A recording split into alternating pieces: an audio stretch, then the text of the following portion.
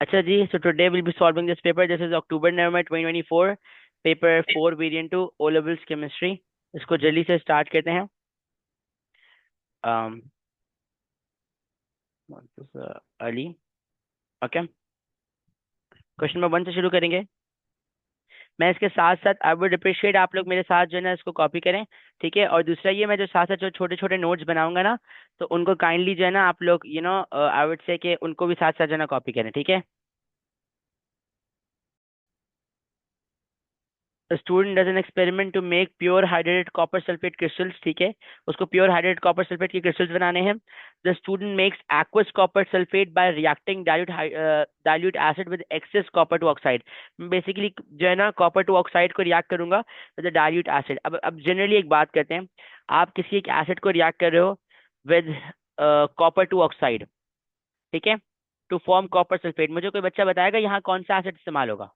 Sulphuric acid. Sulphuric acid इस्तेमाल होगा for sure. ठीक है. And I am gonna form water. Then they saying name the acid of. आपको acid को name करना है. वो एसिड कौन सा होगा? Of course it's gonna be. अच्छा देखिए यहाँ पे इन्होंने बोला डाइल्यूट एसिड ना, so I'm gonna go for dilute sulfuric acid. ठीक है. Then they're saying okay, figure 1.1 shows the apparatus that the student should use to crystalline the apparatus. Figure 1.1 shows the apparatus that the student should use या student uses to crystalline the aqueous copper to sulfate. ठीक है जी. अब ये हमारे पास वो पूरा setup है. Name the apparatus x. ये x बेसिकली क्या है बेटा? इसे हम इवेपोरेटिंग डिश कहते हैं. ठीक है. इवेपोरेटिंग डिश कहते हैं. अच्छा हमारे पास ना बैक इन, अगर आप 2020 से पुराने पेपर्स में जाए ना, तो इसको ना ये पोरोसिलिन सर मैंने तो करा ही. ओके. इसको हम जो ना वो पी से एक नाम था पोर्सिलिन जो भी कहते थे, वो एक डिश कहा करते थे. लेकिन अगर आप ना जो हमारे टाइम के एग्जाम पेपर थे, बट अभी ये कि अभी रिसेंट एग्जाम्स में इसको इवेपोरेटिंग डिश कहते हैं. तो आई वुड से आप you should also go for this. Porcelain ऐसे कोई वर्ड था, by never mind, I don't remember it. Evaporating dish बोले. नेक्स्ट पार्ट पे आए. They're saying describe how the student decides when to stop heating the copper two sulphate, aqueous copper two sulphate. अब देखिए ये ना हमारे पास salts की knowledge वाला सवाल है. जिस तरह आप पूछ रहे थे ना बेटा कि क्या नाम है सर, हम कौन से टॉपिक्स को रिवाइज करें. अगेन जो क्वेश्चन नंबर 1 और क्वेश्चन नंबर 2 है ना, वो आपके पास किसी भी टॉपिक से आ सकता है. ठीक है. तो आपके पास जनरल बेसिक नॉलेज होनी चाहिए. अब देखें यहाँ पे हमें पता है कि बेसिक क्या हो रहा है. मैं अगर आपको बताऊं, जिस तरह हमने एक बात की थी कि देखो ये aqueous कॉपर टू सल्फेट है. यहाँ ये वाटर को हीट करें और वाटर से यहाँ पे ऊपर हीट किया जा रहा है. सबसे पहले मेरा सवाल आप लोगों से ये है कि मैं डायरेक्ट हीट क्यों नहीं कर रहा बेटा. मैं ये वाटर की पहले मैं वाटर को हीट कर रहा हूँ और वाटर की जो स्टीम होगी उस स्टीम से यहाँ पे हीट पहुंच जाएगी. Why is that so? इसका रीजन सिर्फ और सिर्फ ये होता है ताकि आप जेंटल हीटिंग करें. बिकॉज अगर मैं डायरेक्ट बंसन बर्नर से हीट करूंगा ना, तो वो एग्रेसिव हीटिंग होगी. उसकी वजह से ना चांसेस है कि यहाँ पे बहुत ज्यादा ज्यादा बबल्स बन सकते हैं, पानी बाहर की तरफ आ सकता है, बहुत सारे मामला हो सकते हैं, राइट. तो ये आपके पास जो ये वाटर रख के हम हीटिंग करें ना, इससे बेसिकली आपके पास फायदा क्या होगा कि ये जेंटल हीटिंग होगी. अगर आप यहाँ पे देखें मेरे पास ये aqueous कॉपर टू सल्फेट है. मैं इसको हीट करूंगा और मैं कब तक हीट करता रहूंगा? जब तक मेरे पास छोटे छोटे छोटे छोटे क्रिस्टल्स ना आ जाए. जैसे ही मुझे ये छोटे छोटे क्रिस्टल नजर आएंगे, मैं क्या बोलूंगा कि ये हमारे पास सर तो फ्लेम लो कर दें. नहीं ना यार, वो फिर भी ना आपके पास जो बबल्स बनते हैं ना, वो इस तरह से मतलब आप कह लें कि अगर देखो आप फ्लेम लो करते हो ना, तो एक तो रिएक्शन बहुत लंबा हो जाता है. और फिर भी आपके पास ना थोड़े से वो लाइक आप कह लें कि जिस तरीके से हमें ना एक सैचुरेटेड सॉल्यूशन चाहिए होता है, वो बन नहीं पाता. आई वुड से कि अगर आप ना कभी कभी लेबोरेटरी में इसको ट्राई करें ना, तो आप खुद बोलेंगे कि सर ठीक है, मैं इसको अगर लो फ्लेम पे हीट कर रहा हूँ, ओके काम मेरा हो रहा है. बट ये वाटर वाले केस में एक तो काम जल्दी भी हो रहा है और आपको बहुत जल्दी जो है ना, काफी जल्दी से ना ये छोटे छोटे क्वेश्चन नजर आ जाएंगे. जैसे ही बेटा मुझे ये छोटे छोटे क्वेश्चन बनते हुए नजर आएंगे, मैं क्या बोलूंगा कि ये मेरे पास क्या सीन है, ये मेरे पास सैचुरेटेड सॉल्यूशन बन चुका है. क्योंकि सैचुरेटेड सॉल्यूशन क्या होता है? एक ऐसा सॉल्यूशन होता है जिसके अंदर मजीद सॉल्यूट डिसॉल्व ना हो सके. वो आपसे कह रहे हैं describe how the student decides when to stop heating the aqueous copper two sulphate. तो आपने क्या बोलना है? The point when student sees small crystals that are forming, comma, student should stop. जैसे ही आपके पास जो है ना, जिस पॉइंट पे जिस पॉइंट पे बेटा वो क्रिस्टल्स बनना शुरू हो जाए ना, आपको उसी लम्हे जो है ना हीटिंग को स्टॉप कर देना चाहिए। बबल्स का कोई सीन नहीं है, बबल्स का कोई सीन नहीं, you have to just look for छोटे छोटे क्रिस्टल्स, बिकॉज आप सैचुरेटेड सॉल्यूशन की तरफ जा रहे हैं। आप क्या चाह रहे हैं कि आपको सैचुरेटेड सॉल्यूशन चाहिए जिसके अंदर मैक्सिमम आपके पास जो है ना पानी सारा जो है ना उसके अंदर डिजोल्व हो जाए। नेवर माइंड, आगे चलते हैं। They're saying suggest why apparatus X is heated and with a water bath and not heated directly using the Bunsen burner। ये अगेन मैंने आपको बताया कि ये वाटर बाथ वाला जो सेटअप है कि मैं बेसिकली पानी को हीट करके जो है ना डायरेक्टली उसको लाइक मैं डायरेक्ट हीटिंग नहीं करा, मैं ये bye the help of water heat करा। ये बेसिकली वाटर बाथ का सेटअप कहलाता है। तो उसका रीजन हम अगेन मैं आप लोग को ऑलरेडी बता चुका हूँ, हम इसको थोड़ा सा लिखेंगे किस तरह कि देखें। By the help of water bath, by the help of water bath we can heat, we can have gentle heating, yeah, we can heat the solution, yeah, we can heat the solution, we can heat the solution gently। अब water bath की वजह से gentle heating करेंगे, उसका अब आपने बताना उसका इफेक्ट क्या होगा। This will comma this will um this will, आप ये कहने कि ना हम ये हमारे पास जो सबसे ज्यादा अच्छा फायदा होगा ना वो ये होगा कि आपके पास ना वाटर गिर के बाहर की तरफ नहीं जाएगा, राइट। फिर दूसरा ये होता है कि आपके पास ना जब आप हाई हीट करते हो ना तो आपके पास ना जो, क्योंकि देखें क्रिस्टलाइजेशन का फिनोमेना क्या होता है कि जो आपके पास आयोनिक सॉलिड है ना, जो सॉल्ट है उसके अंदर पानी के पार्टिकल्स इम्बर्स कर जाएं, ज्वाइन हो जाएं। ठीक है, अगर आप क्या करेंगे डायरेक्ट हीटिंग करेंगे ना तो वो पानी के पार्टिकल्स इंस्टेड ऑफ सॉल्ट के साथ मिले, वो बेसिकली क्या होंगे, इवेपोरेट कर जाएंगे। Sir do we wash the crystals first, no no no, never never never never, और वी कूल देम। मैं बताता हूँ आप ना, जो ये वाले क्रिस्टल्स है ना बेटा, इनको आप ना वॉश भी नहीं करते, लेकिन मैं अगर आपको बताऊं इन ये जो ये वाले क्रिस्टल्स है ना, देखिए मेरी बात सुनिए, मैंने आप लोगों को उस दिन बताया था कि बेटा क्रिस्टल्स को वॉश नहीं करना, क्रिस्टल्स को we will never wash, because बेटा ये जो क्रिस्टल्स होते हैं ना, हाँ क्रिस्टल्स को हमें हमेशा ड्राई करना है। आप क्या कह रहे हैं बेटा। सर मैंने, sir how do we know all the crystals are form, sir how do we how do know all the crystals are form. देखो होता क्या है कि जैसे जैसे छोटे छोटे क्रिस्टल बनना शुरू होते हैं ना, आप हीटिंग रोक देते हैं, फिर आप उसको ठंडा होने देते हैं आराम से 10-15 मिनट, तो आप कहेंगे कि देखिए सर आहिस्ता आहिस्ता वो छोटे छोटे क्रिस्टल्स बड़े क्रिस्टल्स में कन्वर्ट हो रहे हैं। And after some time like after few minutes आप बोलेंगे, लेट से आपने 10-15 मिनट बाद देखा, आप 15 मिनट बाद देखिएगा क्रिस्टल का साइज, फिर आप फिर 5-6 मिनट बाद आपने कहा सर क्रिस्टल का साइज उतना ही है, अब मजीद क्रिस्टल्स का साइज बढ़ रहा नहीं है, तो बस अल्लाह अल्लाह खैर, इसका मतलब कि क्रिस्टल बन गया, अब वो मजीद ड्राई नहीं होगा, फिर अब मजीद फॉर्म नहीं होगा। तो फिर बेटा आप उसको फिल्टर आउट करके और फिर उसको ड्राई करोगे फिल्टर पेपर वगैरह पे। कभी भी क्रिस्टल्स को वॉश नहीं करते, क्यों, बिकॉज क्रिस्टल सॉल्युबल पार्टिकल्स है। ठीक है, इनका सीन क्या होता है कि अगर मैं इनको वॉश करूंगा ना तो इनका जो वाटर ऑफ क्रिस्टलाइजेशन वाला पानी है ना वो ड्रेन ऑफ हो जाता है, तो वो सेटिंग आउट है। तो हम इसके दो रीजन है बहरहाल। जो मैं यहाँ ये वाली बात पर अगर कंटिन्यू करूँ, मैं इसको with the help of water bath से इसलिए हीट करूँ ताकि जेंटल हीटिंग हो सके। और दूसरा रीजन क्या है कि मतलब, और ये हम कर ही इसलिए रहे हैं ताकि क्या हो कि आपके पास वो वाटर जो है ना बाहर की तरफ ना आए।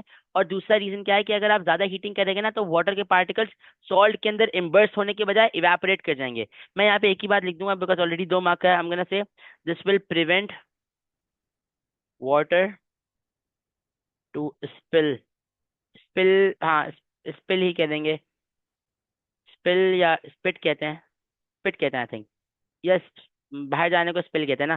सही देख लेना गूगल से करेक्ट जो है ना वो देख लेना spelling.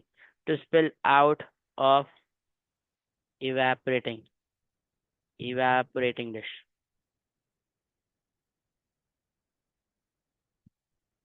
And will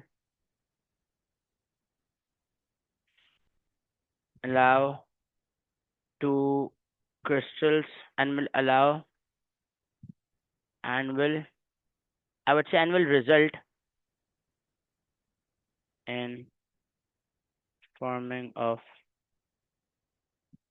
proper crystals।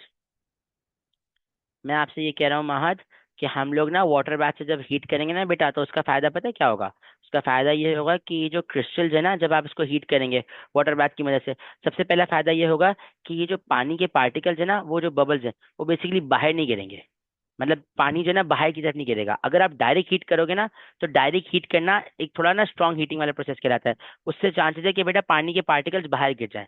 फिर दूसरी बात, जब आप क्रिस्टल्स बना रहे हो ना, तो आप पता है क्या चाहते हो? आप चाहते हो कि आपका जो सॉल्ट है ना, उस सॉल्ट के अंदर पानी के पार्टिकल्स मिक्स हो जाए। ठीक है, आप चाहते हो कि उस सॉल्ट के अंदर पानी के पार्टिकल्स मिक्स हो जाए। अगर आप डायरेक्ट हीटिंग करेंगे तो बहुत ज्यादा चांसेस है कि वो सॉल्ट के अंदर पानी के पार्टिकल्स मिक्स नहीं होंगे। वो उल्टा क्या हो जाएंगे, वो बेसिकली पानी के पार्टिकल्स इवेपोरेट कर जाएंगे। तभी हम जेंटल हीटिंग की तरफ जाते हैं। ठीक है। स्प्लिट, स्प्लिट क्या बात है? ये स्प्लिट नहीं, मतलब बाहर निकलने को कहते हैं ना, स्पिल कहते हैं, स्पिल या स्पेल जो भी कहते हैं। स्प्लिट तो नहीं कहेंगे, सॉरी सॉरी। वो क्या कह रहा, एस पानी को पी बाहर। I double L. SPILL, okay bro. क्या बात है, thank you so much. Spill out, बाहर ना निकले। ओके जी। नेवर माइंड, आगे चलते हैं। Then they're saying describe the final step needed to produce pure hydrated crystals. आपने बेसिकली जैसे ही देखा कि क्रिस्टल्स बन रहे थे, फिर आपने जो है ना उनको बेसिकली क्या नाम है, ड्राई हो मतलब उनको ठंडा होने के लिए छोड़ दिया, और उसके बाद आपने उनको फिल्टर आउट करना है। फिल्टर करने के बाद आपने बेसिकली उनको ड्राई करना है on filter paper. Press the filter, press them between filter paper. बेटा प्रेस देम नहीं बोलेंगे। प्रेस करने का मतलब है कि क्रिस्टल्स को तोड़ दो, ऐसा कोई सीन नहीं है बेटा। हम क्या बोलेंगे कि we will dry them, dry crystals on filter paper. तो आप फिल्टर पेपर भी कह सकते हो या ओवन ड्राई भी कह सकते हो। ठीक है, वो भी अच्छा सेटअप है। करेक्ट। तो ये आपके पास एक सॉल्व वाला क्वेश्चन था, बहुत आसान था। जल्दी से आगे चलते हैं, क्वेश्चन नंबर 2 पे आते हैं। Come on guys, they're saying a student titrates 4 samples of aqueous sodium carbonate with 0.500 mole per dm cube of dilute hydrochloric acid. ये हमें उन्होंने जो है ना बेसिकली हाइड्रोक्लोरिक एसिड की कॉन्सेंट्रेशन दी हुई है। ठीक है। Then they are saying the titration one, in titration one the student rinses the and fills a burette with. ठीक है जी, मतलब कि मेरे पास जो ब्यूरेट था, बेसिकली मैंने उसके अंदर किसको ऐड कर दिया, HCl को ऐड कर दिया है। और HCl का मैंने इतनी कॉन्सेंट्रेशन ली है, मतलब कि मैंने पहले ब्यूरेट को वॉश किया और उसके बाद फिर मैंने ब्यूरेट के अंदर जो है ना HCl को ऐड कर दिया। Then they are saying add 25 cm³ of aqueous sodium carbonate to the conical flask. फिर मैंने बेटा जो कॉनिकल फ्लास्क था, उसके अंदर I added 25 cm³ of sodium carbonate, which is Na2CO3. Then they're saying, I added methyl orange indicator to the conical flask, add HCl from the burette while swirling the flask, adding drop by drop near the end point. और फिर मैं ना drop by drop add करता रहूंगा, करता रहूंगा, करता रहूंगा। उसकी वजह से क्या होगा कि आपके पास ना यहाँ पे जो है ना बेसिकली एंड पॉइंट अचीव हो जाएगा। ठीक है। until the solution just changes color. The student repeats the titration 3 more times। ठीक है जी, उसने 3 दफा टाइट्रेशन करी। यहाँ बेसिक सीन हो रहा है, कॉनिकल फ्लास्क के अंदर सोडियम कार्बोनेट को ऐड करा हुआ है, ब्यूरेट के अंदर HCl को ऐड करा हुआ है, और आप बेसिकली क्या कर रहे हैं, ऊपर से HCl के ड्रॉप्स को गिरा रहे हैं जब तक कि आपके पास जो है ना एंड पॉइंट अचीव नहीं होता, मतलब कि कलर चेंज नहीं आता। Then they are saying the student repeat the titration 3 more times। Figure 2.1 shows the burette reading for 2 of the titration. 2 titration की आपको ब्यूरेट रीडिंग नजर आ रही है। जल्दी से इसको मार्क कर लेते हैं। देखो बेटा, ये आपके पास बेसिकली 21, अगर मैं इस पे आऊँ ना, तो this reading is 21.1, 21.1, this is 21.2। Because अगर आप देखें तो ये 21.3 4 5 6 7 8 9 10। ठीक है, ये 21.2 है। ये 21.1, सॉरी 41.1 2 3 4 5 6 7, 41.7 हो जाएगा ये। एंड देन ये 0,0 हो गया। और यहाँ पे ये कितना है, 19.1 2 3 4 5 6 7 8 9, 19.9, 19.9 हो गया। Correct. They're saying record the Burette reading in table 2.1। ठीक है जी, मुझे टेबल 2.1 पर जो है ना ब्यूरेट की रीडिंग को रिकॉर्ड करना है। जल्दी से आते हैं। पहले आपको फाइनल के बाद इनिशियल फाइनल दोनों बताना है। मैं टाइटेशन 2 पे अगर आऊँ तो सबसे पहले मुझे ना फाइनल बताना है। Final is 41.7। ठीक है, इसको प्लीज कोई बंदा गलत ना करे, नहीं तो पूरा आंसर आपका जो है ना आगे लाइक वो खराब आएगा। एंड जैसे तो आपको ECF मिल जाएगा, बट ये है कि फिर भी आई वुड से कि आप थोड़ा सा इसको ख्याल से करें। 21.2 आ गया। देन अगर हम इसमें इसमें फाइनल ब्यूट रीडिंग कितनी है, 19.9 है बेटा, 19.9 है। शुरू में 0.0 है। यू मेक श्योर कि 1 डेसिमल प्लेस वाली सारी कहानी हो। इनको जल्दी से सब्ट्रैक्ट करते हैं। 41.7 माइनस 21.2, और इसमें तो आपके पास डायरेक्ट 19.0 आ जाएगा। प्लीज मुझे इसका आंसर बताएं। 20.5।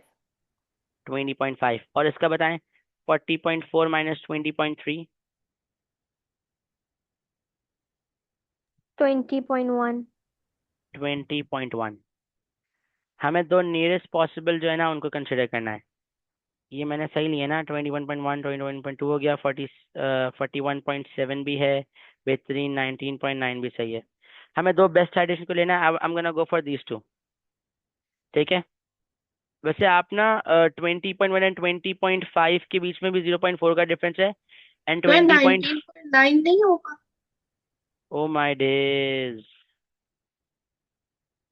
या 19.9 है। Oh my days, oh my days, या इन दोनों को लेंगे, इन दोनों को लेंगे, बिल्कुल बिल्कुल। 19.9 लिखा हुआ है, मैंने 19.0 कॉपी कर दिया, माय बैड। अच्छा, ऊपर भी 19.9 लिखा हुआ है, क्या बात है। वाकई बेटा आज नींद आ रही है। 19.9 एंड 20.1, हाँ इन दोनों के बीच में अगर आप देखो सर ना तो कॉफी काफी भी कम है। डिफरेंस है। अच्छा जी, अच्छा। इसके अंदर ना 19.9 एंड 20.1 इनके बीच में कम डिस्टेंस है, तो हम जो है ना इन दोनों को कंसिडर करेंगे। जी यतीम बोलें प्लीज। सर आपने फर्स्ट और सेकंड क्यों नहीं? देखिए हमें ना मसला पता है क्या है, हमारे पास ना जो टाइट्रेशन है, अब अगर आप देखें ना तो इन दोनों के बीच में डिफरेंस कितना आ रहा है मुझे बताओ, कहना से इन दोनों के बीच में 0.2 का डिफरेंस आ रहा है, यस और नो? यस। तो ये आपके पास ना कॉन्कोर्डेंट रिजल्ट्स कहलाएंगे, मतलब कि ये आपके पास बेस्ट पॉसिबल रिजल्ट्स हैं। अगर आप इन दोनों पे आते हैं, ये 20.9 जो है, ये 20.5 जो है, तो इन दोनों में ना डिफरेंस बहुत ज्यादा है। ये 0.5 0.4 का डिफरेंस है। तो इधर हाई चांसेस है कि कोई ना कोई हमसे ना एक्सपेरिमेंटल एरर हो गया होगा, कोई ना कोई मिस्टेक हो गई होगी। ये हमेशा टाइटेशन में ऐसा होता है कि लेट्स से अगर अभी हम जितने भी बच्चे हैं, लेट्स से आप सब लोग जो है ना अगर टाइटेशन करोगे ना, तो सबकी वैल्यूज में ना थोड़ा थोड़ा डिफरेंस आता है। तो हम ना जो जो जो उन दो टाइटेशन को कंसिडर करते हैं जिनके बीच में सबसे कम से कम डिफरेंस हो। बात समझ आ रही है, यस और नो? ओके। तो सबसे नीयरेस्ट दो वैल्यूज कौन सी है बेटा, ये दो वैल्यूज है, राइट? तो हम gonna go for these two. ये एक कोर मोल्स का सवाल है जो आता ही आता है, काफी मतलब आता ही आता है। इसका मतलब से मैं ये कह रहा हूँ कि अगर मोल्स का क्वेश्चन आएगा ना, बिल्कुल इस तरीके से स्ट्रक्चर हुआ होगा। तो आप लोग काइंडली देखें, आई मीन के पैटर्न यही है। मतलब अगर मुझसे कोई बोले ना कि सर मुझे मोल्स का क्वेश्चन बता दें एटीपी का कौन सा होगा, मैं इस तरह कोई क्वेश्चन जो है ना ढूंढ के उसको कराऊं। तो इनको देख लें, बाय द वे ये बहुत इंपॉर्टेंट क्वेश्चन है। 19.9 है, 20.1 है, अल्लाह अल्लाह खैर सलाम। देर सेइंग कि आपने जो है टू बेस्ट टाइटेशन को टिक कर लिया, वो मैं ऑलरेडी कर चुका हूँ। Then they're saying use the sir tick to titration results. हाँ जी। फर्स्ट वाले में तो 0.2 का फर्क आ रहा था। फर्स्ट वाले में? किन दो फर्स्ट वाले में, इन दोनों में? टाइट्रेशन। बेटा इन दोनों में डिफरेंस 0.2 का आ रहा है। महज 0.20.9 है, 20.5 है। तो बेटा इनमें तो ज्यादा डिफरेंस नहीं आ रहा। Oh, okay okay okay. बेटा ने, चलो never mind. Use the tick titration results in table 2.1 to calculate the average volume of hydrochloric acid needed to neutralize 25 cm cube of aqueous sodium carbonate।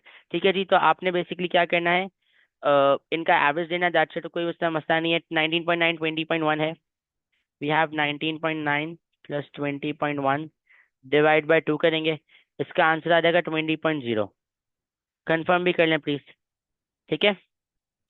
अब आपको मैं बताता हूँ, ये जो आपने आंसर निकाला है ना, ये पता है क्या है, ये पता है क्या है, मैं बताता हूँ। ये आपने बेसिकली वो निकाला है कि जब कॉनिकल फ्लास्क के अंदर सर हमारे पास 25 cm³ ऑफ सोडियम कार्बोनेट है ना, तो उसको न्यूट्रलाइज करने के लिए मुझे ब्यूरेट के अंदर 20 cm³ ऑफ HCl की नीड है। ये जो आपने एवरेज वैल्यू निकाली है, बात समझ रहे हैं? तो ये आपके पास वॉल्यूम क्या है, volume of HCl used to neutralize 25 cm³ of sodium carbonate. ठीक है। Then they are saying use your answer from C to calculate the number of moles of HCl in the average volume of HCl needed to neutralize 25 cm³ of aqueous sodium carbonate. आपको basically क्या निकालना है, moles निकालने हैं, right? Sir ये समझ नहीं आया वॉल्यूम वाला पार्ट। बेटा इसमें कुछ भी नहीं करना, इसमें हमारे पास जो टाइट्रेशन के रिजल्ट है ना जब भैया, उनका एवरेज देना है बस। एवरेज कैसे लेते हैं हम लोग, हम दो वैल्यूज को लेंगे, डिवाइड बाय 2 कर देंगे, दैट्स इट। 19.9 या 20.1 है, मैं उनको डिवाइड बाय 2 कर दूंगा, बस मैंने एवरेज लिया है। ठीक है, या एवरेज दिया है यहाँ पे। अब यहाँ पे आपको ना HCl के मोल्स निकालने हैं। अब उन्होंने ना आपको HCl के शुरू में कॉन्सेंट्रेशन दी हुई थी, दैट वाज 0.500।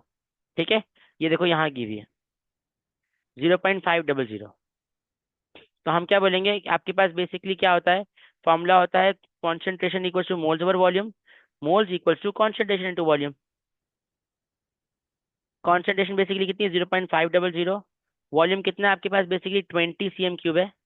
20 cm³ को बेसिकली हमें जो है ना DM³ में कन्वर्ट करना है, तो मैं इसको डिवाइड बाय 1000 कर दूंगा। जल्दी से ऊपर आता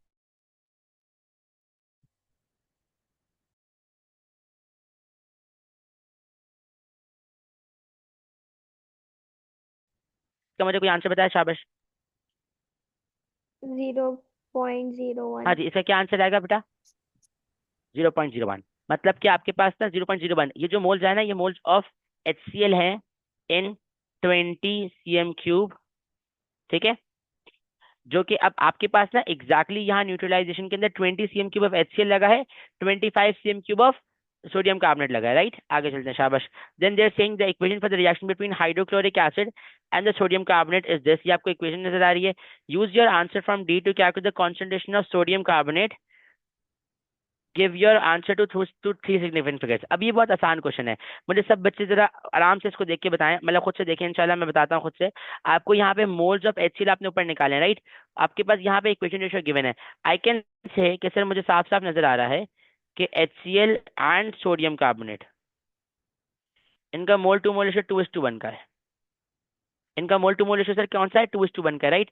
तो अगर मेरे पास बेसिकली जो HCl है, अगर मैं आपसे बात करता हूँ, उसके जो है ना moles, if you can say 0.01 है, तो सोडियम कार्बोनेट के कितने मोल्स होंगे? X मोल्स होंगे। शाबाश, इनको मल्टीप्लाई करें, डिवाइड करें, मतलब X equals to you have to go for 0.01 divide by 2। 0.005। 0.005। ये आपके पास बेटा क्या आ गए हैं? Moles of sodium carbonate. अब ना आपको बेसिकली कॉन्सेंट्रेशन निकालनी है, राइट।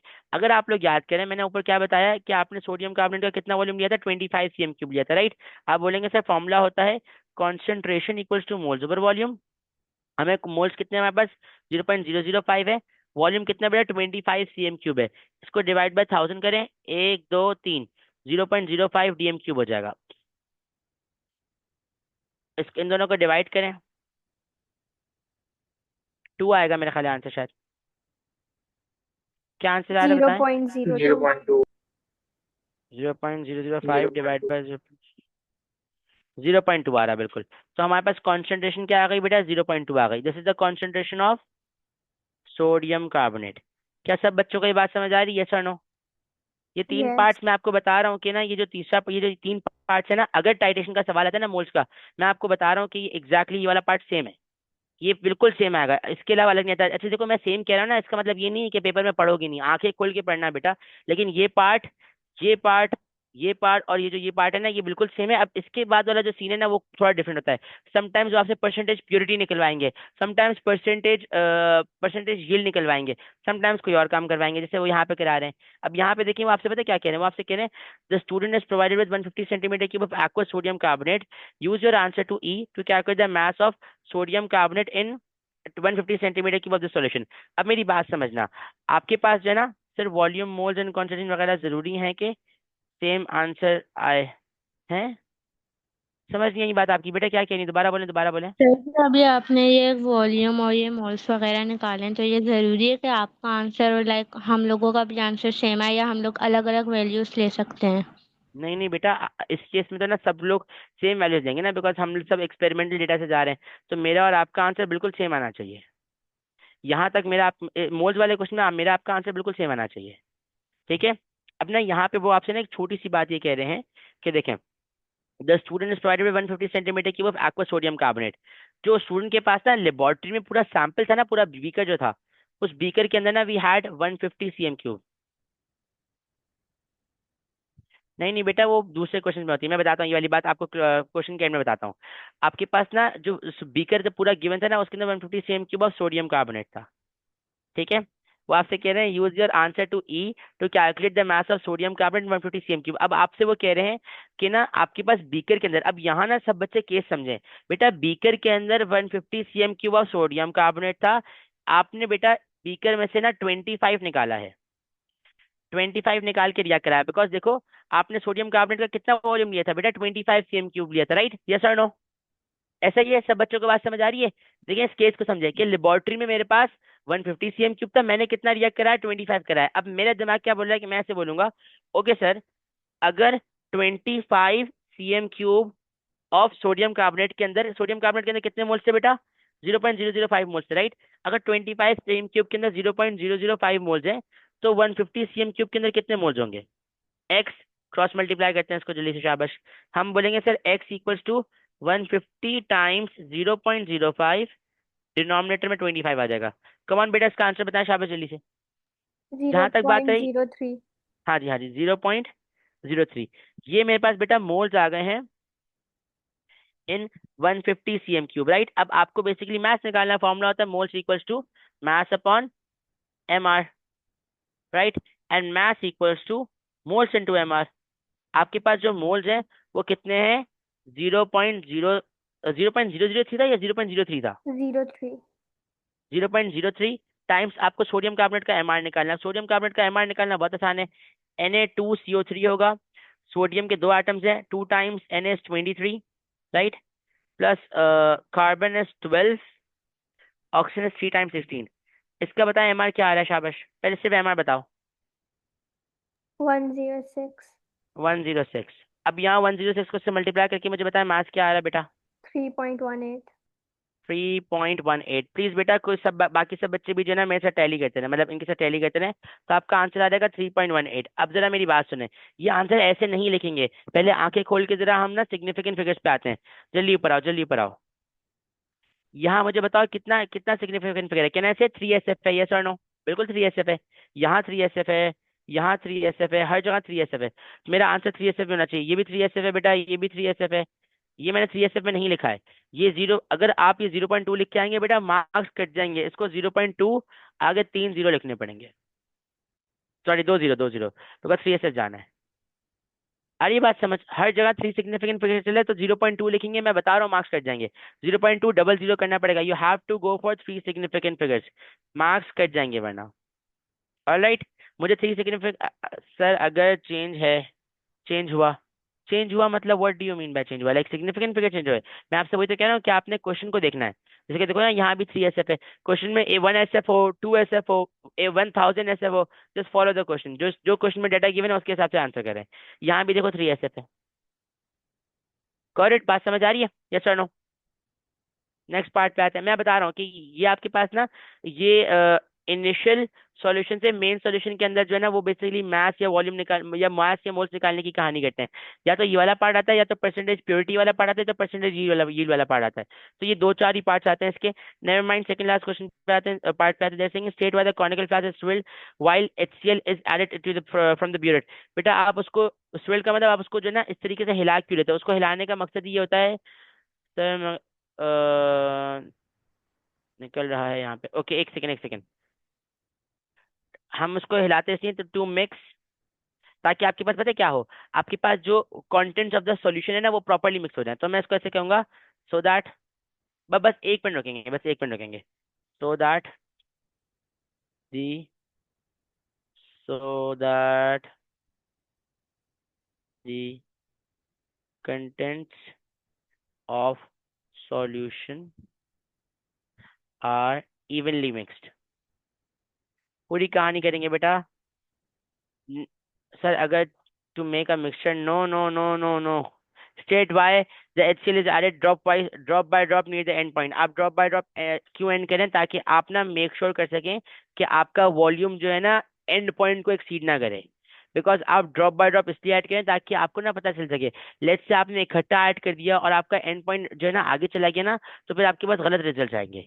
ठीक है बेटा, हम ड्रॉप बाय ड्रॉप जो है ना, ये जो ब्यूरेट है, मैं यहाँ पे ड्रॉप बाय ड्रॉप सिर्फ इसलिए ऐड करता हूँ ताकि मेरे पास जो है ना एंड पॉइंट जो है ना प्रॉपर्ली, ये कह लें आपके ना एंड पॉइंट सही तरीके से जो है ना अचीव हो जाए और मेरा एंड पॉइंट कहीं एक्सीड ना कर जाए। मेरे पास let's say 20 CM cube of HCl की रिक्वायरमेंट थी, मैंने गलती से 25 ऐड कर दिया, तो बेटा मेरे पे तो गलत रिजल्ट आएंगे ना। तो हम इसको ऐसे कहेंगे कि हम ड्रॉप बाय स्टिक ऐड करें to make sure that volume of HCl won't exceed the end point। ठीक है बेटा, कॉरेक्ट, कोई टेंशन कोई परेशानी कोई मसला? एक मिनट, ओके, माइंड आगे चले। क्वेश्चन नंबर 3 पे आता है, they're saying student investigate solution P and solution Q। Solution P is a colourless and contains sodium ions. ठीक है जी, सोडियम सॉल्यूशन P के अंदर हमारे पास कौन सा आयंस है बेटा? सोडियम आयंस है। They're saying describe how to do a flame test on solution P to confirm the identity of the cation. अच्छा, अब जो है ना, ये बेसिकली आपके पास ना 3 नंबर का है, राइट। तो सबसे पहले तो मैं ये बोलूंगा कि firstly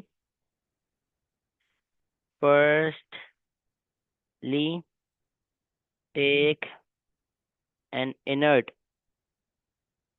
metal wire, metal wire नहीं, मेटल रॉड, वैसे वायर भी सही है लेकिन हमें मुझे रॉड पसंद है तो मैं रॉड लिखूंगा भाई। ठीक है। Firstly take an inert metal rod and place it in solution P. हम उसको सॉल्यूशन पी में के अंदर जो है ना प्लेस कर देंगे for few minutes. Then put it over blue flamed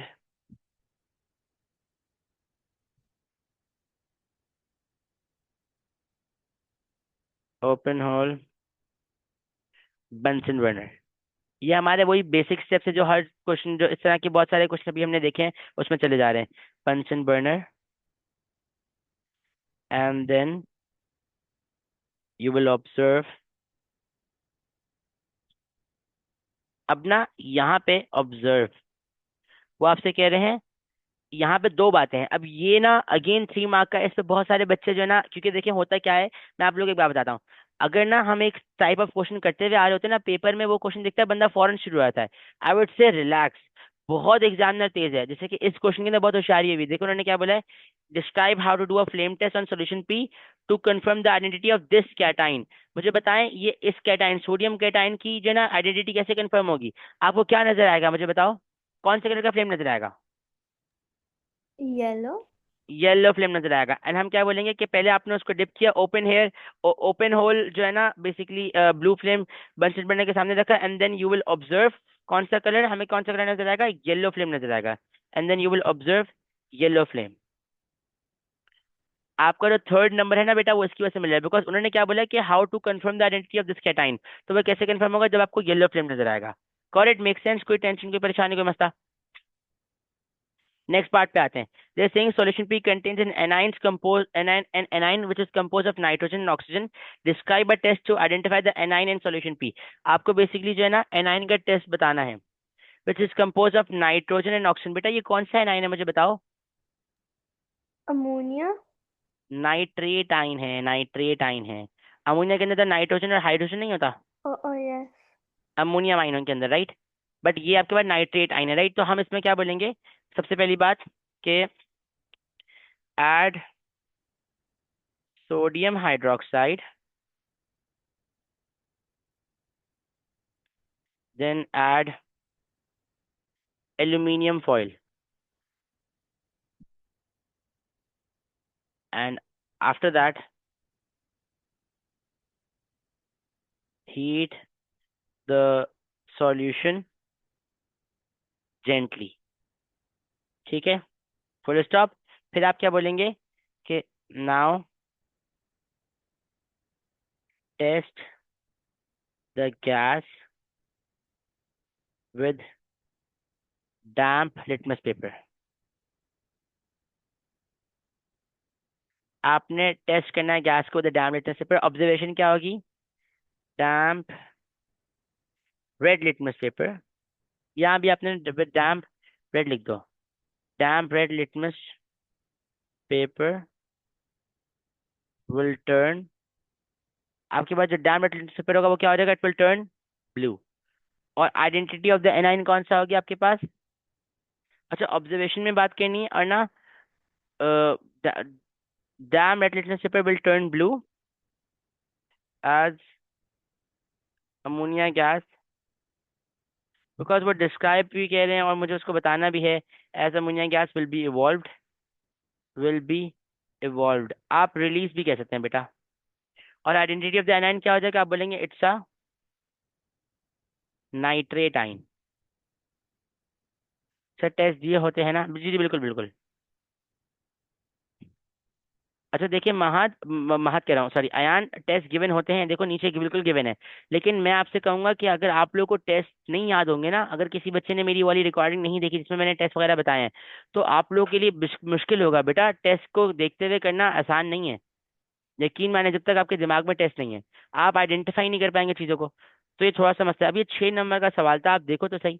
ये कोई बच्चा, अगर मैं नीचे जाऊँ ना, 98 आपके सामने इतने सारे, मतलब 98 का टेस्ट है, कोई इसको पूरा कॉपी भी कर देगा ना, लेकिन उसको लिखना ही नहीं आएगा। ये देखो 98 कहाँ रहा, ये रहा। तुमको टेस्ट याद ही नहीं होगा, मतलब आप जिसको टेस्ट, अब तुमको से मेरा मतलब जिस स्टूडेंट को टेस्ट याद नहीं होगा ना, वो फिर उसको लिख ही नहीं पाएगा। आप इस बात को कैसे लिखेंगे? आपको 6 नंबर नहीं मिलेंगे बेटा। मेरे आंसर को जाके चेक कर लेना, आपको 6 नंबर मिल जाएंगे इंशाल्लाह। ठीक है, तो ये थोड़ी सी बात है। टेस्ट एक दफा याद कर लें, इन चीज़ों को इतना मुश्किल नहीं है, वो एक रिकॉर्डिंग देखेंगे मेरी याद हो जाएगा सब कुछ। Then they saying the test the student does on Q are shown in table 3.1. Some of the observation from these tests are shown. ठीक है जी, हमें नजर आ रहा है। Add drops of aqueous ammonia to a solution Q until a change is seen, then add excess aqueous ammonia. आपने फिर excess aqueous ammonia को add करा हुआ है, और हमारे पास ना यहाँ पे अगर आप देखें, पहले ग्रीन प्रेसिपिटेट बन रहा है which is insoluble in excess। ठीक है, इसको जरा नीचे आते हैं। अच्छा देखो, अगर आप सोडियम हाइड्रोक्साइड की बात करो ना, तो सोडियम हाइड्रोक्साइड को ऐड करने पे भी क्या हो रहा है, सोल्यूशन 2 आपके पास ग्रीन प्रेसिपिटेट बन रहा है विच इज, और अगर आप इसकी बात करते हैं सोडियम हाइड्रोक्साइड के केस में, तो it is soluble in access giving a green solution. ये कौन सा केटाइन है बेटा? ये क्रोमियम लग रहा है, ये क्रोमियम लग रहा है, क्रोमियम लग रहा है, बट ना ये सर एफ ई लेकिन थ्री उसका प्लस तो ग्रे ग्रीन होता है। नहीं नहीं, एक मुझे ना Fe3+ भी, Fe2+ भी लग रहा है, एक मिनट ओके। यहाँ ग्रीन प्रेसिपिटेट इसका भी है, इसका भी है। This is soluble in access, this is insoluble in excess. Sodium hydroxide में ये सॉल्युबल है, और ये इनसॉल्युबल है, राइट। एंड एक्वस अमोनिया के अंदर ये green precipitate insoluble in excess, insoluble in excess. ठीक है, ऊपर जाके देखते हैं सोडियम हाइड्रोक्साइड का क्या केस था। सोडियम हाइड्रोक्साइड के केस में बेटा, it was soluble in excess to give a green solution. Okay जी, सोडियम हाइड्रोक्साइड के केस में कौन सॉल्युबल है बेटा? सॉल्युबल इन एक्सेस है ये वाला, क्रोमियम आयन हो जाएगा। ठीक है, क्रोमियम आयन हो जाएगा आपके पास। ठीक है, तो हम इसको ऐसे लिखेंगे, ऊपर आते हैं जल्दी से।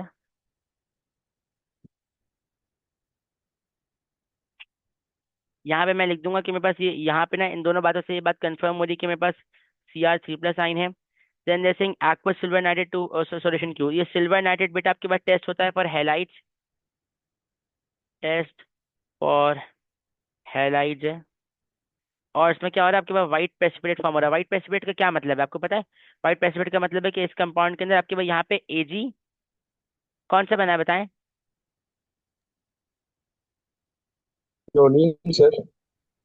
Ag सोडियम है, सिल्वर नाइट्रेट। Chlorine chlorine.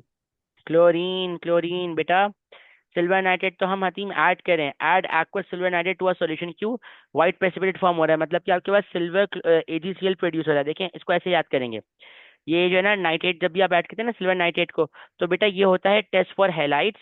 और अगर आपके पास ना AgCl होगा ना, तो व्हाइट PPT होगा, AgBr होगा तो ऑफ वाइट होगा, ऑफ वाइट मतलब क्रीम। और अगर AgI होगा तो बेटा आपके पास जो है ना येलो PPT होगा। इसको ऐसे याद कर लें। व्हाइट प्रेसिपिटेट का मतलब है कि सिल्वर क्लोराइड प्रोड्यूस हो रहा है, मतलब कि यहाँ क्लोराइड आयन मौजूद है। देन देयर सेइंग ऐड, अच्छा देखिए, जहाँ तक आप कह रहे हैं कि सर के ऑब्जर्वेशन के टेस्ट के, सर कैटाइंस के टेस्ट की ऑब्जर्वेशन आ सकती है, बिल्कुल आ सकती है। देखो जैसे यहाँ पे भी लिखा हुआ है, आ सकती है, आ सकती है। यहाँ पे तो वैसे दूसरी बार लिखी हुई है, लेकिन आ सकती है, बिल्कुल आ सकती है। Add dilute nitric acid to solution Q, then add aqueous barium nitrate. अब वो आपसे कह रहे हैं कि आपने यहाँ पे बताना है। अब मेरी बात सुनो, उन्होंने आपसे क्या कहा है, द टेस्ट सोल्यूशन क्यू के ऊपर आ रहे हैं, ऊपर आते हैं,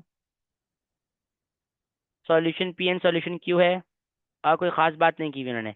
यहाँ पे आप बेरियम नाइट्रेट को ऐड करें बेटा। जो ये बेरियम नाइट्रेट वाली कहानी है ना, बेरियम नाइट्रेट वाली कहानी की अगर मैं बात करता हूँ आपसे, this is the test for sulphate ion. ठीक है, इसको जरा रोकते हैं, पार्ट पे आते हैं, फिर मैं आपके पास बैक पेज पे आता हूँ। ठीक है, देखें सबसे पहले वो आपसे क्या कह रहे हैं, identify the cation in solution Q which is use in the observation from test 1 and test 2। तो बेटा वो तो क्रोमियम होगा, क्रोमियम 3+, क्रोमियम 3+। ठीक है, कोई बच्चा बेटा इसको जो है ना प्लीज +3 ना लिख दे, क्रोमियम 3+ लिखेंगे। ठीक है बेटा, पहले नंबर फिर चार्ज आएगा। Then they're saying test 3 is incomplete. ठीक है जी. Then they're saying describe what else must be done in test 3 to ensure that the white precipitate formed leads to a valid conclusion that the anion is solution Q. हाँ जी, मुझे बताएं test 3 को देखें. वो आपसे कह रहे हैं कि हमने ऐड करा है सिल्वर नाइट्रेट को. तो मुझे बताएं क्या ये टेस्ट कंप्लीट हो गया? अयान बिल्कुल आ सकती है बेटा, बिल्कुल आ सकती है. यहाँ पे आपको ना you should have also added dilute nitric acid. उसका रीजन क्या होता है? डाइल्यूट नाइट्रिक एसिड को सिर्फ इसलिए ऐड करते हैं ताकि अगर सॉल्यूशन के अंदर आपके पास जो है ना कार्बोनेट शार्बोनेट हो ना, तो वो क्या हो जाए, वो बेसिकली आपके पास न्यूट्रलाइज हो जाए. ठीक है, जब ये पेपर हो जाएगा फिर बेटा क्लास खत्म होगी. ठीक है, तो आपने यहाँ पे ना डाइल्यूट नाइट्रिक एसिड को ऐड नहीं करा. डाइल्यूट नाइट्रिक एसिड को जो है ना बेसिकली ऐड करने का रीजन ये होता है कि ताकि आपके पास जो है ना अगर कोई भी वो हो ना, कोई भी दूसरा कैटाइन एनाइन वगैरह हो, जैसे कि नाइट्रो कार्बोनेट आइन वगैरह हो, तो उसकी वजह से ना फॉल्स पॉजिटिव टेस्ट ना आए. ठीक है, तो हम यहाँ पे बोलेंगे कि मैं इसको इससे इसलिए ऐड कर रहा हूँ. उन्होंने क्या बोला कि कौन सा टेस्ट, कौन सा पार्ट इनकम्प्लीट है, तो आप यहाँ पे ये कहेंगे कि we were also supposed to add dilute nitric acid. अब एक छोटी सी बात, यहाँ इस क्वेश्चन में रीजन नहीं पूछा हुआ. अगर वो आपसे इसका रीजन पूछ लेते हैं तो इसका रीजन ये होगा, इसका रीजन ये होगा to avoid false positive test. ठीक है बेटा, ताकि हम फॉल्स पॉजिटिव टेस्ट को अवॉइड कर सकें. Then they are saying the student completes test 3 correctly, the observation remains the same. Identify an anion solution Q. Test 3 करा और उसके बाद भी सॉल्यूशन जो आपके पास. जी जी पूछे पूछे पूछे हतीम पूछे. Sir, how does adding nitric acid avoid fall test? मैं आपको बताता हूँ. बिकॉज अगर आपके पास ना होगा क्या कि ना लेट्स से आपने ना नाइट्रिक एसिड ऐड करा. Okay, can you hear me? इसके लिए भी ना टेस्ट याद होना बहुत इंपॉर्टेंट है. ये देखो देखो, जल्दी से जाते हैं, सॉल्ट एनालिसिस पे आते हैं. सॉल्ट एनालिसिस, यहाँ वो पार्ट गिवन है. नहीं नहीं नहीं, एटीपी के नाम से होगा. रोकें, एटीपी. अरे वो पीडीएफ कहाँ गई?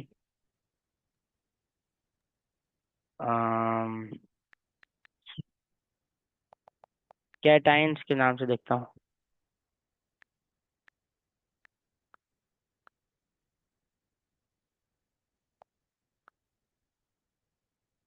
पीडीएफ कहाँ गई, पीडीएफ कहाँ गई?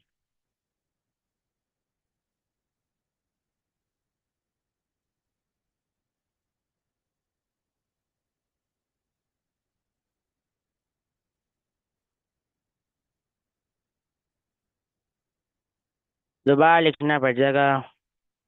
1 सेकेंड. Sir, drive में upload हो गया. ये देखें, इस पे आए. देखें, जो ये कार्बोनेट आइन है ना, कार्बोनेट आइन, इसका सीन क्या होता है कि जब आप ना, सर ये सारे टेस्ट जीसी पर अपलोड सेंड कर दीजिएगा. बेटा ड्राइव लिंक पे अपलोड होंगे, ड्राइव लिंक पे. ग्रुप पे मैं कुछ अपलोड नहीं करूँगा. ग्रुप पे कौन करेगा, ख्वारी है. यहाँ पे अगर हम बात करते हैं ना, तो हमारे पास यहाँ पे नाइट्रिक एसिड आ रहा है. जैसे ऐड नाइट्रिक एसिड. ठीक है, तो अगर आप ना कार्बोनेट आइन अगर होगा ना, मेरी बात सुनिएगा. देखिए, अगर आपके पास ना सॉल्यूशन के अंदर कार्बोनेट आइन होगा तो पता क्या होगा, जब आप पहले नाइट्रिक एसिड ऐड करेंगे ना, आपको ऑटोमेटिकली व्हाइट प्रेसिपिटेट नजर आ जाएगा. लाइक आप पता क्या करेंगे, जैसे लेट्स से अभी सब बच्चे इमेजिन करें, जैसे कि देखो मेरे सामने एक कप पड़ा हुआ है. ठीक है, मैं इमेजिन कर रहा हूँ कि इस कप के अंदर ना मेरे पास चांसेस है कि क्लोराइड आइन हो. सबसे पहले मैं क्या करूंगा, पहले मैं डाइल्यूट नाइट्रिक एसिड को ऐड करूंगा. डाइल्यूट नाइट्रिक एसिड को ऐड करने के बाद मैं 2 मिनट तक वेट करूंगा. अगर मेरे पास व्हाइट प्रेसिपिटेट बन गया ना बेटा, तो पता है उसका क्या मतलब होगा? उसका मतलब ये होगा, 1 सेकेंड, ये कोई बच्चा ज्वाइन कर ले. दोबारा सुने, दोबारा सुने. मैं ये ज्यूम कर रहा हूँ, मेरे हाथ में जो कप है ना बेटा, इसके अंदर क्लोराइड आइन के होने के चांसेस हैं. तो सबसे पहले मैं क्या करूंगा, आई am gonna add dilute nitric acid. मैं डाइल्यूट नाइट्रिक एसिड को ऐड करूंगा, उसके बाद मैं वेट करूंगा, कम से कम 5 से 6 8 10 मिनट वेट करूंगा. अगर मेरे पास व्हाइट प्रेसिपिटेट बन गया तो इसका पता है क्या मतलब है? इसका मतलब है कि इस सॉल्यूशन के अंदर मेरे पास कार्बोनेट आइन था. कप के अंदर डाइल्यूट नाइट्रिक एसिड को डाला, फिर वेट करा, वेट करेंगे तो हम लोग क्या मेक श्योर करेंगे कि हाँ भाई अगर मेरे पास व्हाइट प्रेसिपिटेट ना बने, अगर व्हाइट प्रेसिपिटेट बन गया तो इसका मतलब क्या है बेटा कि वहां पे मेरे पास कार्बोनेट आइन था। फिर पता है क्या होगा, मैं और आपके पास जो है ना बेसिकली डाइल्यूट नाइट्रिक एसिड को ऐड करता जाऊंगा एंड आई मेक श्योर कि मेरे पास जो प्रेसिपिटेट बन रहा है ना उसका मैक्सिमम पॉइंट रीच हो जाए, मतलब कि मजीद प्रेसिपिटेट ना बन रहा हो। फिर मैं उस प्रेसिपिटेट वाले पॉइंट को बाहर निकाल दूंगा and then I am gonna add silver nitrate. और उसके बाद सिल्वर नाइट्रेट को ऐड करने के बाद भी मेरे पास प्रेसिपिटेट व्हाइट प्रेसिपिटेट बना, तो फिर उसका मतलब क्या हो जाएगा बेटा कि इस कंपाउंड के अंदर कार्बोनेट भी था, क्लोराइड भी था। मेरी बात समझ रहे हैं? जब भी आप डाइल्यूट नाइट्रिक एसिड को ऐड करेंगे तो आप पहले वेट करेंगे। 90% ऐसा होता है कि जब आपने देखा ना, होता ये कि हमारे पास लैब में जब भी वो आता है ना, कोई भी वो आता है, आप कह रहे हैं कि सैंपल आता है, तो वो असल में हमसे पूछते ही यही है कि you have to make sure कि इसके अंदर कार्बोनेट आइन ना हो। हम डाइल्यूट नाइट्रिक एसिड को ऐड करके 2 मिनट वेट करते हैं, कार्बोनेट आइन बन गया, मतलब व्हाइट प्रेसिपिटेट बना, हम बोलेंगे चलो भाई चलो इसको अल्लाह हाफिज करो। इसका मतलब क्या है कि इसके अंदर कार्बोनेट आइन था। बात समझ रहे बेटा? तो अगर ऐसा होता है, मोस्ट ऑफ द टाइम ऐसा होता है कि आपने डाइल्यूट नाइट्रिक एसिड को ऐड करा, आपके पास कुछ भी नहीं बनता, आप बोलते हैं हाँ सर कुछ भी नहीं बना, इसका मतलब कि ओके की रिपोर्ट है, we don't have any carbonate ion, तो फॉल्स पॉजिटिव टेस्ट नहीं होता। बात समझ रहे हैं? यस और नो? Yes, sir. क्या बात है? Then they're saying the student completes the test 3 correctly, the observation remains the same, identify an anion in solution Q। आपके पास solution Q के अंदर बेटा कौन सा एनाइन है? टेस्ट 3 हमने करा है और उसके बाद सभी भी सॉल्यूशन कंडीशन सेम रही, तो हम क्या बोलेंगे कि हमारे पास सॉल्यूशन Q के अंदर बेटा वी हैव क्लोराइड आइन, यहाँ पे we have a chloride ion, Cl negative। Then they're saying the ion identified in 3 is the only anion। ये देखो ये बहुत ज्यादा इंपॉर्टेंट बात। मुझे बताओ मैंने यहाँ पे कुछ क्यों नहीं लिखा, उसका रीजन ये था कि मैं देख रहा था कि नीचे ये वाली बात मेंशन हो। यहाँ पे उन्होंने क्या बोला है, द आइन identified in 3 is the only A9 in solution Q. मतलब कि सॉल्यूशन क्यू के अंदर बेटा सिर्फ एक एनाइन है, कौन सा एनाइन है? क्लोराइड आइन है बस, और कोई मेरे पास एनाइन है ही नहीं। वो आपसे क्या कह रहे हैं हम, describe the expected observation from test 4। Test 4 में बेटा आप बेरियम नाइट्रेट को ऐड करो। बेरियम नाइट्रेट बेटा किसका टेस्ट होता है? सल्फेट आयन का टेस्ट होता है।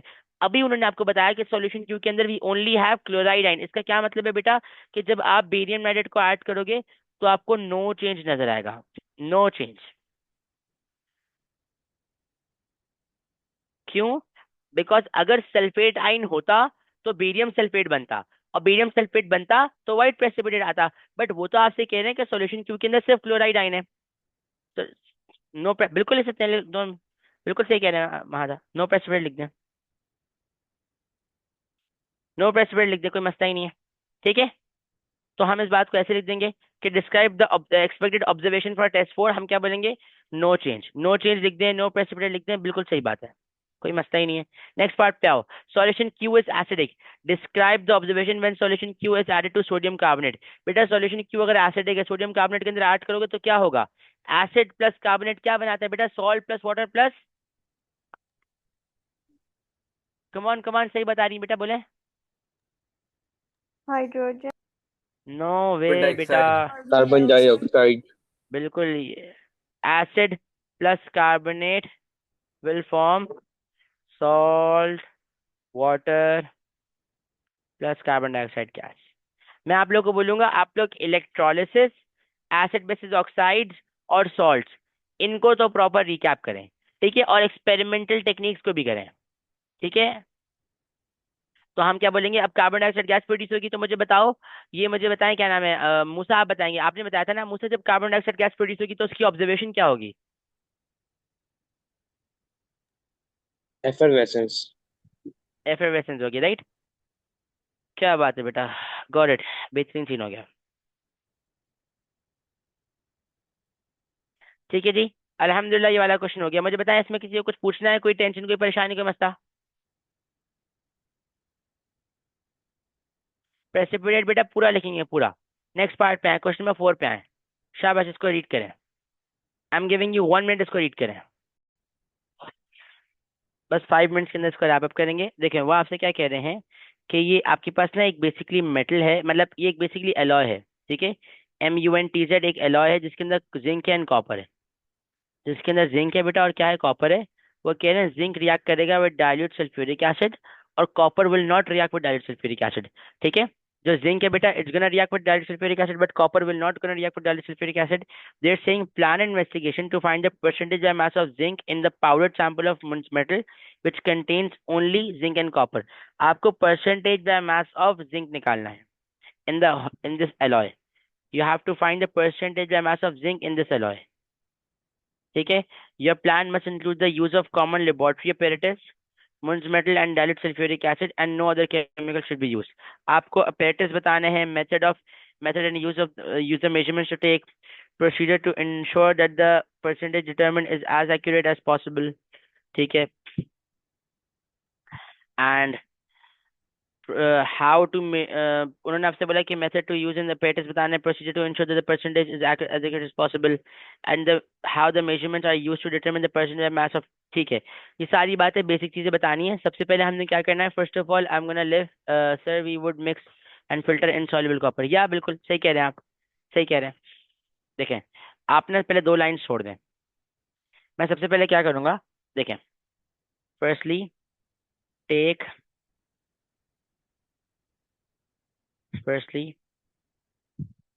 some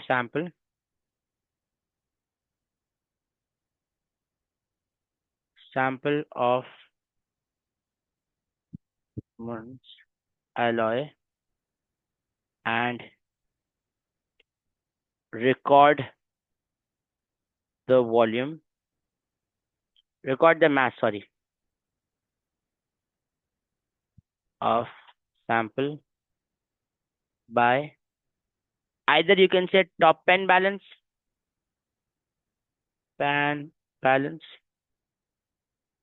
or you can say electronic balance.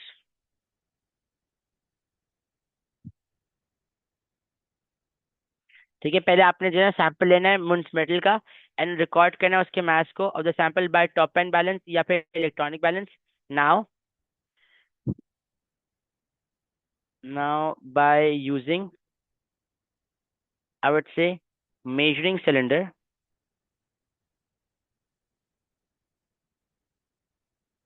take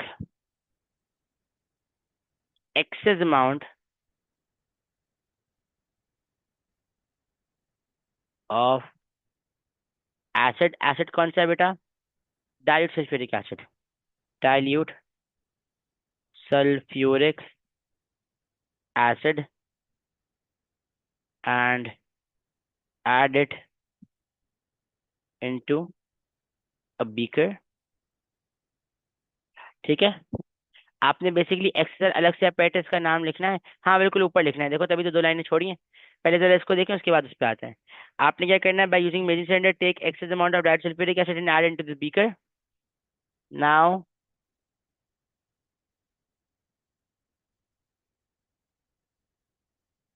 add the sample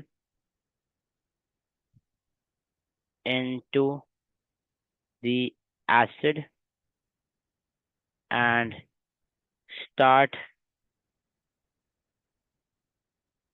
dissolving them. Start dissolving them by the help of stirring rod. मैं बेटा स्टीयरिंग रॉड की वजह से उनको डिसॉल्व करता रहूंगा. ठीक है, फिर हमने बात करनी कि मेक श्योर ऑल, कौन सा मेटल चेक करता है? जिंक. ऑल सर बीकर, कहाँ बीकर लिखा हुआ है? हाँ ना, बीकर. आप इस रिएक्शन को बीकर के अंदर करेंगे ना? बीकर के अंदर करेंगे बिल्कुल. Why not conical flask? बिल्कुल अयान, ये वाली बात मैं से एंड में पूछे बताता हूँ. मतलब एंड में नहीं, आई मीन जब मैं प्रोसीजर लूँ ना तब ये वाली बात पूछिएगा. ठीक है, बताऊंगा. बहुत अच्छा पार्ट है, इसको ड्रॉ करके बताऊंगा क्यों कह रहा हूँ. ठीक है, make sure to dissolve all zinc metal and dissolve them, मतलब and dissolve them, I would say, until effervescence stop. Effervescence completely stop. देखो मेरी बात सुनो, ये ना रीजन का, इस पॉइंट का ना मकसद समझे. completely dissolve. देखो बेटा, मुझे पता है क्या करना है. I have to make sure कि मेरा ना सारा जिंक सारा जिंक इस्तेमाल हो जाए। वो मैं कैसे मेक श्योर करूंगा? तो मुझे क्या करना पड़ेगा, मुझे बार बार जिंक, मुझे उसको ना स्ट्रिंग डॉट को मिक्स करते रहना पड़ेगा। और मैं ये सारा काम कब तक करते रहूंगा, जब तक कि मेरे पास ना बेसिकली कोई जो एफएफएच है वो रुक ना जाए। बिकॉज देखो, यहाँ पे जब जिंक मेल के साथ रिएक्ट करेगा ना, तो आपके पास बेसिकली हाइड्रोजन गैस रिलीज हो रही होगी। तो आप ना स्ट्रिंग डॉट से उसको मिक्स करते रहेंगे। आपने ऑलरेडी HCl लिया हुआ है, जो मैंने ऊपर मेंशन करा हुआ है, राइट? तो आप स्ट्रिंग डॉट से उसको मिक्स करते रहेंगे, तब तक करते रहेंगे जब तक आपका सारा जिंक रिएक्ट ना कर जाए। ओके। अब क्या हुआ कि नाउ हम ये बोलेंगे once the effervescence stops, then let the precipitate PPT settle down, settle, जो भी settle की स्पेलिंग क्या है भाई, settle down, and then filter the solution and wash the residue। अब यहाँ देखें बेटा, आपने फिल्टर करा ना, तो ऊपर जो आपके पास रेजिड्यू आया ना, दिस इज नॉट क्रिस्टल्स, ये अलग से मेटल आया, कॉपर मेटल, क्योंकि कॉपर मेटल ऊपर डिसॉल्व नहीं हुआ था, राइट? उन्होंने खुद कहा ना कि कॉपर मेटल तो बेसिकली रिएक्ट नहीं करता। तो यहाँ पे आपके पास रेजिड्यू है ना बेटा, वो कॉपर मेटल आया। मेरी बात समझ रहे हैं? इसको हम वॉश करेंगे। Then filter the solution and wash the residue with distil water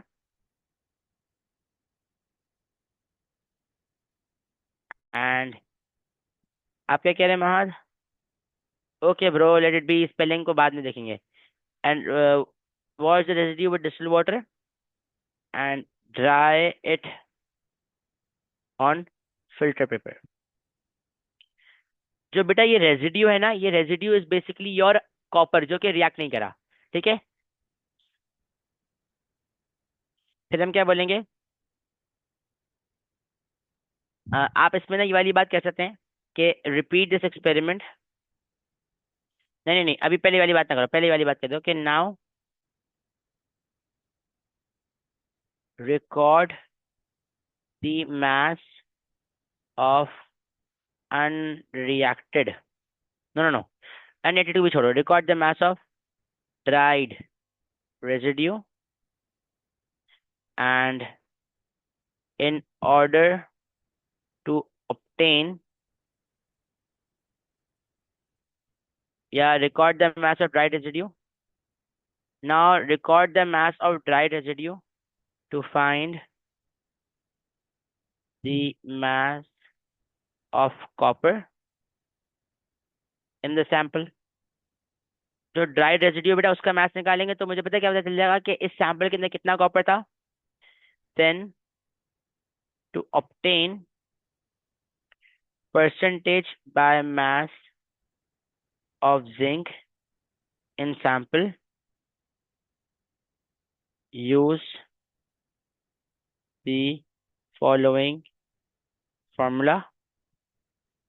formula क्या होगा?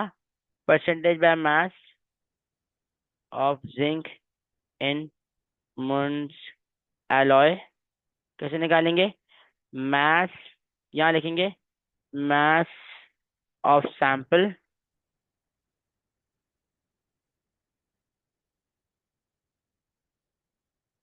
mass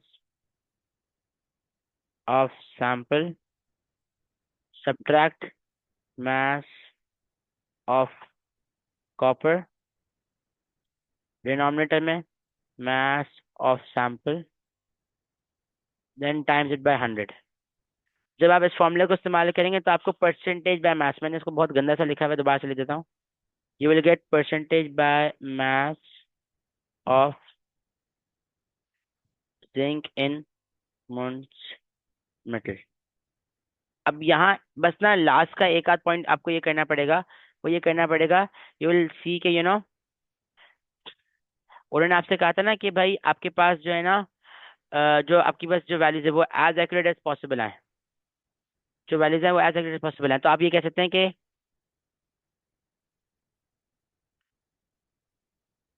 for better accuracy, better accuracy repeat the experiment and take average values. Got it guys? सबको बात समझ आ रही है? yes or no? जहां तक बात आई sir, why do we subtract, why can't we take the mass of zinc? okay wait, जहां तक बात आई पहले जरा अयान के सवाल पे आते हैं। अयान मेरी बात सुनो बेटा, आपको सॉल्यूशन को मिक्स करना है। कॉनिकल फ्लास्क में स्ट्रिंग रॉड कैसे ऐड करोगे बताओ? मुश्किल नहीं है, इससे बेहतर है बीकर ले लो। बीकर के अंदर आराम से बेटा क्या करो, पहले बीकर के अंदर तुमने यहाँ पे H2SO4 को ऐड कर दिया, राइट। ऊपर से आपने मुंज मेटल को ऐड किया, एलॉय को, ठीक है। फिर आपने यहाँ पे स्ट्रिंग रॉड लगाया, आराम से स्ट्रिंग रॉड को इसके अंदर डिप किया और ठक ठक ठक मिक्स करते जाएं, करते जाएं, करते जाएं, करते जाएं, करते जाएं। आपने जो ना आराम से इसको करके मिक्स करते गए, करते गए, करते गए, तो आपके पास क्या हुआ कि इस मुंज मेटल के अंदर बेटा, नूर आप भी सुन लें, इस मुंज मेटल के अंदर बेटा हमारे पास जिंक है एंड कॉपर है। अब बेटा हम इनको देखने से सेपरेट नहीं कर सकते, ठीक है। अब्दुल्ला स्विल करने से इतना अच्छे से डिजोल्व नहीं होगा। जो स्ट्रेन जो जो मुझे बताओ, आप ना चाय का कप लो, उसके अंदर बेटा चीनी डालो और स्विल कर लो, ठीक है।